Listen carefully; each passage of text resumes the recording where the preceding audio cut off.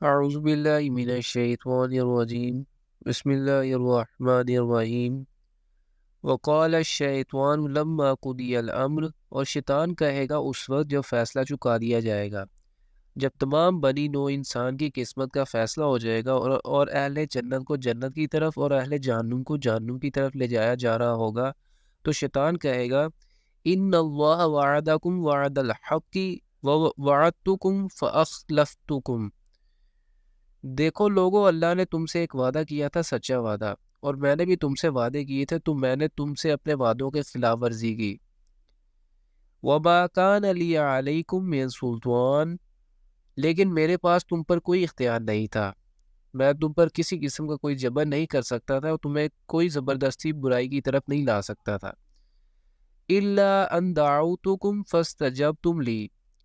سوائے اس کے کہ میں نے تم لوگوں کو دعوت دی اور تم نے میری دعوت کو قبول کر لیا، میں نے تم لوگوں کو ورگلایا اور تم لوگوں نے بے حیائی کے کاموں کا ارتکاب کیا۔ فلا تلومونی ولوموا انفسکم، اور اب تم لوگ مجھے ملامت نہ کرو بلکہ اپنے آپ کو ملامت کرو۔ ما انا بمصرخیکم وما انتم بمصرخی، اب نہ میں تمہاری فریاد رسی کر سکتا ہوں نہ تم میری فریاد کو پہنچ سکتے ہو۔ انی کفرت بما اشرکتمونی من قبل، بلا شبہ میں انکار کرتا ہوں اس کا جو قبل ازیں تم مجھے اللہ کا شریک ٹھہراتے رہے تھے۔ تم نے دنیا میں جو کچھ بھی کیا تھا انتہائی غلط کیا تھا، تم لوگوں کو اللہ کے احکام پر عمل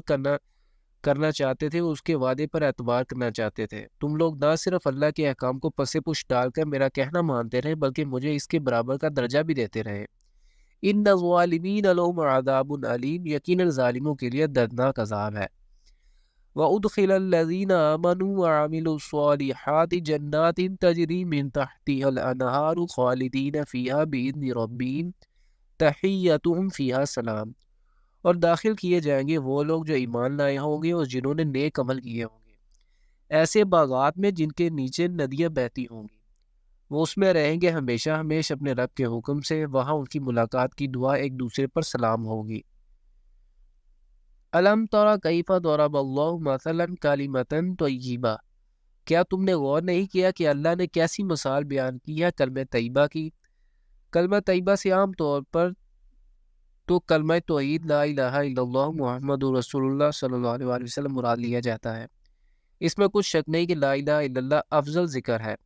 لیکن یہاں کلمہ طیبہ سے توحید پر مبنی عقائد و نظریات، بلائی کی ہر بات، کلام طیب اور حق کی دعوت مراد ہے۔ طیبۃ کشجرۃ طیبۃ اصلها ثابت وفرعها فی السماء، اس کی مثال ایسی ہے جیسے ایک پاکیزہ درخت، اس کی جڑ مضبوط اور شاخیں آسمان میں ہیں۔ تؤتی اکلها کل حین باذن ربها، یہ درخت ہر فصل میں اپنا پھل لاتا ہے اپنے رب کے حکم سے۔ اس درخت کی جڑیں زمین میں مضبوطی سے جمی ہوئی ہیں، اس کی شاخیں آسمان سے باتیں کر رہی ہیں اور اس کا پھل بھی متواتر آ رہا ہے۔ وَيَضْرِبُ اللَّهُ الْأَمْثَالَ لِلنَّاسِ لَعَلَّهُمْ يَتَذَكَّرُونَ، اور اللہ مثالیں بیان کرتا ہے لوگوں کے لیے تاکہ وہ نصیحت اخذ کریں۔ کوئی بلائی کا کام ہو، نیکی کی دعوت ہو، راہ حق کی کوئی تحریک ہو، جس نے بھی ایسی کسی نیکی کی ابتدا کی، اس نے گویا اپنے لیے ایک عمدہ پھلدار درخت لگا لیا۔